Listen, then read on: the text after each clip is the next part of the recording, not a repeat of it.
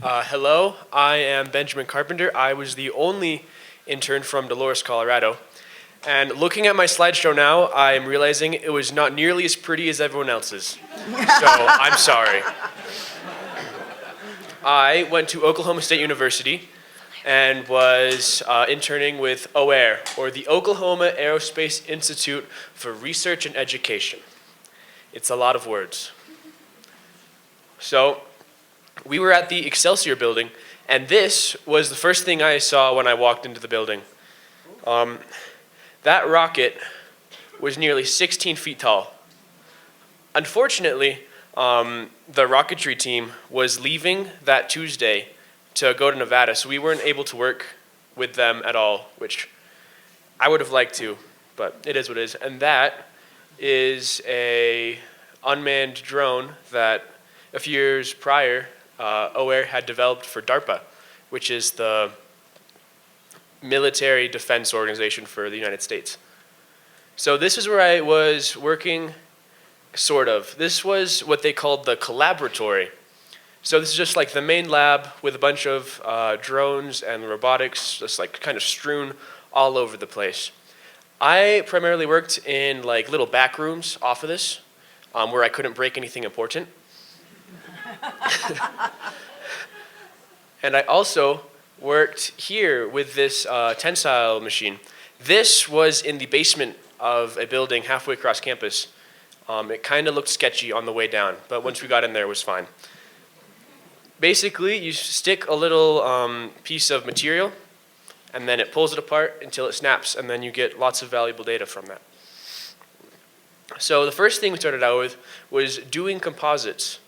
To do a composite, you take epoxy and like resin and stuff, and you layer it with fiberglass, carbon fiber, and some foam, stick it in a vacuum sealed bag, and leave it overnight. And what you end up getting is a very like hard substance that doesn't break very easily. This was the getup we got to use when we were doing layups. It was not dangerous. This was not a clean room. It just was really messy and smelled bad. So that's why I have the mask on. We also got to work with the ARIN team, which was the Aeronautical Research Education Network. There's a lot of acronyms in aerospace, it turns out. So basically, what we do is we take high-tech thermometers that tell you like wind speed and stuff, stick it to a big kite, and send it up in really windy conditions. And you get lots of important environmental data for low altitude. We also got to go to Tulsa, the Oklahoma State University campus in Tulsa. We got to use their wind wall, which was basically a bunch of PC fans that, when working together, could get you speeds of up to 36 miles an hour. So we slapped a bunch of kite tails on there and observed what they did. This was what we did the most. This was our CNC foam cutter.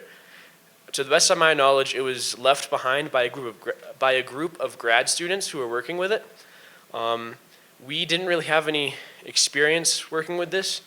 Our mentor just kind of told us figure it out, and he gave us a 2-hour-long video of him kind of figuring it out. That was our only resource, so we used a lot of Google and YouTube on that one. But basically, it was a wire that got really hot, and then it cut stuff. I think we only burned ourselves like once. So it's really good. With it, we were able to cut a lot of these cool shapes, which when we put them together, we could create some really cool looking gliders. So this one was made out of pink panther foam, which is typically used for insulation in buildings, but we turned it into an airplane, and it worked pretty good. This was a glider we had that the last week of our internship, we tried to turn it into an RC glider. Because we were so rushed, our propeller wasn't quite strong enough, so it crashed and broke. This is us outside testing the gliders. So this was our big Pink Panther glider, and it was almost 6 feet long, but it weighed only like 6 or 7 pounds. So if you threw it hard enough, it could go really far.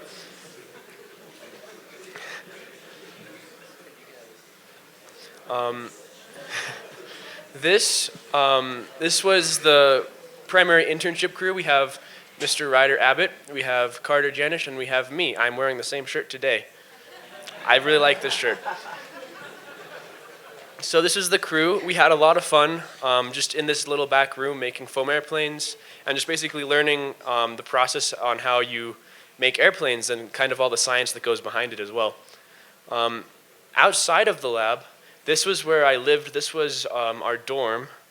It wasn't anything super special. It was just a little room with a bed and 4 walls. But I mean, it got the job done. There was a little kitchenette in there, and I cooked almost every day, mostly pasta. And that's what I had for dinner and lunch. I'd make pasta for dinner, and then the next day for lunch, I would have the leftovers. So I got a lot of carbs in. This is our commute to work every day. I brought a car down from my house, so I would drive 4 minutes every day. Ryder would walk every single day. It was like a 10-minute walk. It wasn't terrible. He was saying he was the only one in Oklahoma who walked. The reason as to why that was is because it was 95 degrees out with like 90% humidity. So if you walk outside, you were like immediately just drenched in sweat. It was terrible. I also did a lot of. There was a church there that had a youth group, so I went out with them every Wednesday night. We'd have, go to the pool, or like we would just like cook some stuff on the grill. It was a lot of fun. So any advice for interns in the future? Ask questions. Ask a lot of questions.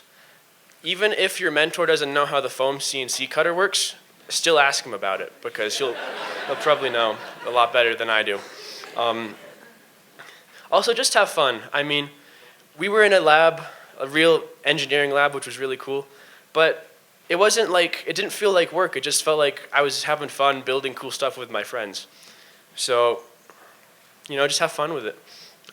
I'd like to thank all these wonderful people.